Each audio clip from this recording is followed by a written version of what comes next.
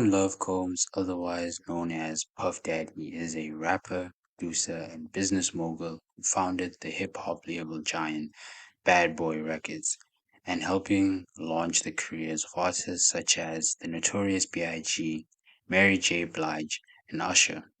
To many, this is what he is widely known for. But just like many other industrial figures, he has a dark side to him. Just recently, a lot of his dark secrets have come to light, with his ex girlfriend Cassie Ventura accusing him of rape, physical abuse, and coercion. This prompted many other victims to come forth with their experiences with him. Stomped on my stomach like really hard, and I like took the wind out of my breath.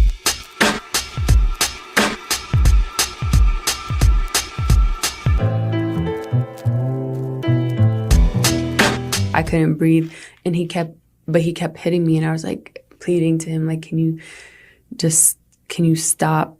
I can't breathe.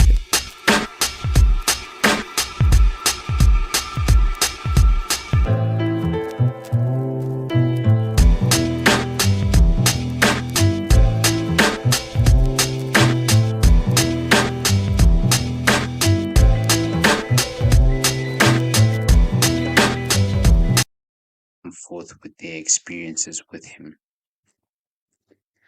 So Diddy and Cassie met in 2005 and started dating not long after. It is important to note that Cassie was only 19 around this time, while Diddy was 37. They dated from 2012 to 2018 publicly, and their relationship was marked with infidelity, violence, and manipulation. Cassie ended the relationship with him as she was tired of Diddy's lack of commitment. She also claimed that Diddy had complete control over her life, and when he initially pursued her, she only agreed because she feared he would retaliate in some way or the other. Just recently, Cassie has accused Diddy of rape, domestic violence, and drug abuse. The lawsuit was filed against him on the 17th of November 2023. Cassie claims that he subjected her to horrific abuse during their relationship and outside of it as well. According to the lawsuit, Cassie claims that Diddy repeatedly assaulted and sexually abused her for about a decade, starting when she was 19. She says that he forced her to take drugs such as cocaine and ecstasy and forced her into having sex with male prostitutes. She also said that he hit her on numerous occasions, leaving bruises and marks on her body. One of the most disturbing allegations is that Puff Daddy raped Cassie in 2019. She says that he broke into her home uninvited and raped her as she repeatedly said no and tried to push him away. She says that she was traumatized by the incident and suffered from nightmares, panic attacks, and depression. Cassie also claims that Puff Daddy controlled every aspect of her life, including manipulating her into sexual encounters with strangers.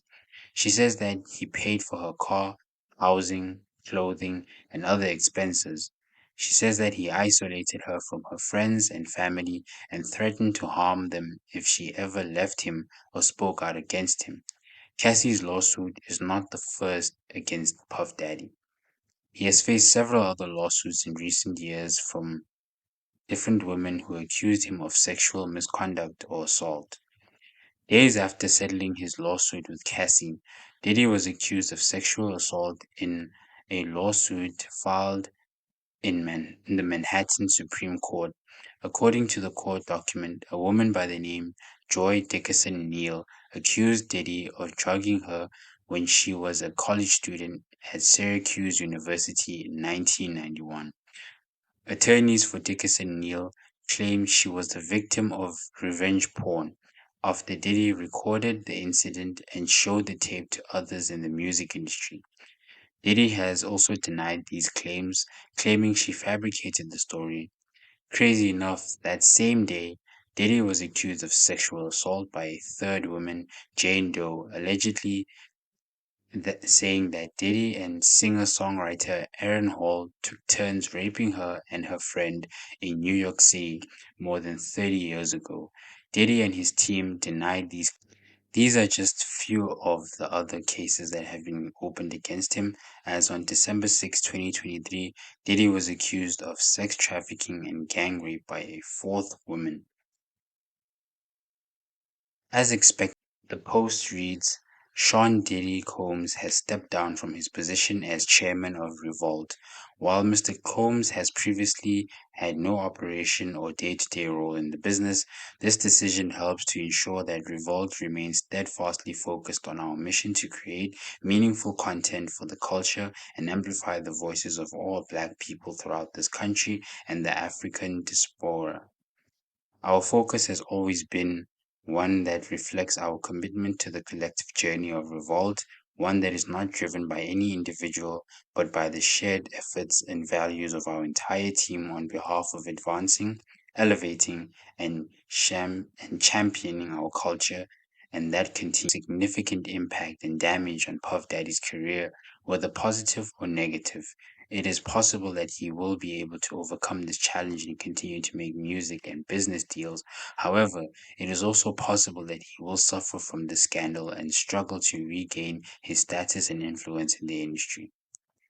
As far as his response to all of this, Puff Daddy has denied all the allegations against him. In a statement issued by his lawyer, he said, I did not do any of the awful things being alleged.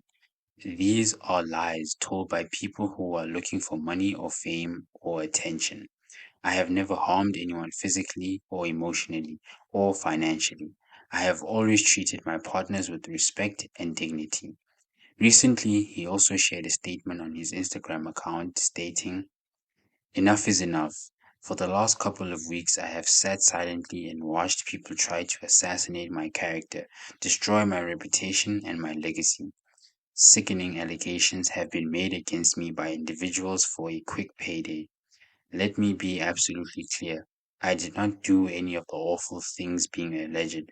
I will fight for my name, my family, and for the truth. Sean Diddy Combs.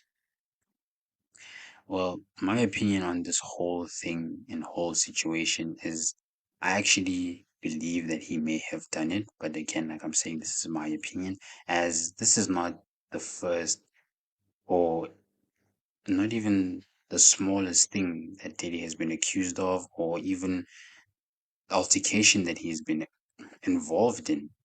As Diddy has been known for being a polarizing figure and somebody that has actually been viewed as a dangerous person by many people and has actually been involved in some very damning allegations and situations. Some of these include attacking Steve Stout in 1998.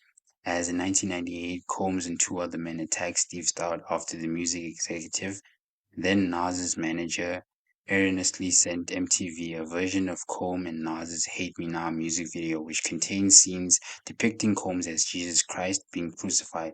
Combs wanted the crucifixion scene deleted from the video and was enraged that it played on air.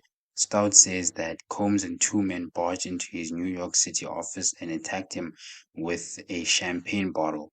He was charged with second-degree assault and criminal mischief. Stout claims that his arm and jaw was broken in the attack, but Combs denied any bones were broken to MTV, also telling the network, I basically went to his office, and what happened in his office, I really can't speak about, but I can say this. The way I handled myself in his office was completely wrong, and I've since apologized to Stout about that, and I felt like, I just disappointed myself. Combs was sentenced to a 1-day anger management class. He was also involved in a scuffle with J. Cole in 2013, as in 2013, Combs was allegedly involved in an altercation with J. Cole at a 2013 MTV VMAs after party. Multiple sources alleged to Complex that a visibly intoxicated Combs accosted Kendrick Lamar about his fiery verse on Big Sean's Control, where he bragged he was king of New York. Combs allegedly tried to pour a drink on Kendrick before Cole intervened and they got into a fight. The New York Post, however, reported that the scuffle occurred after J. Cole was saying inappropriate things to Sean Combs and his girlfriend Cassie. A witness told them that some pushing and shoving happened. No punches were thrown, but it was a visible disturbance. Both men immediately denied a fight took place, though Cole later rapped, "My last scrap was with Puff Daddy, who would have thought it," in 2021's "Let Go My Hand" on his project The Off Season. And in 2014, he also allegedly punched Drake. Combs allegedly punched Drake over the rights to the beat that became Drake's 0 to 100. The Miami New Times reported that the two got into an argument outside of Live nightclub during DJ Khaled's event for Basel weekend. Words were allegedly exchanged and reportedly then blows, with Combs telling Drake, "You will not disrespect me." Combs has denied punching Drake, telling the radio show The Breakfast Club, "I didn't do nothing to Drake. Drake is my friend." These are just some of the Drake. I did not put hands on Drake. Oh. And I do not want any problems with Drake. Drake is right now. That's all I got. That's all I have to say. He's putting in his work. I didn't do nothing to Drake. Drake is my friend. What happened to the 0 to 100? That was a total rumor. Yeah, what happened to the beat, the 0 to 100? They said that was your record at first. Was there any truth to that? Even there was a clip of you at a club. Yeah. There was a 0 to 100 was initially a record that was my record, and then there somehow there became just a misunderstanding because we was working with the same producers. Honestly, it was a misunderstanding. Allegations and some of the things that Diddy has been involved in. So this should tell you what type of person Puff Daddy is. And I would like to know you guys' opinions on this. So you guys let me know in the comment section what you guys think of Diddy as a person, all these allegations and the court cases, and him actually now being brought to trial for some of the things that he has done in the past, and just your thoughts on this whole situation. And if you enjoyed this video, please subscribe with the notification bell on so you know when I'm going to drop another video. And don't forget to leave a like as well, and to also share this with your friends and tell friends share this with their friends, and so on and so on. But that's it from Fuego, signing off from me. Peace, guys.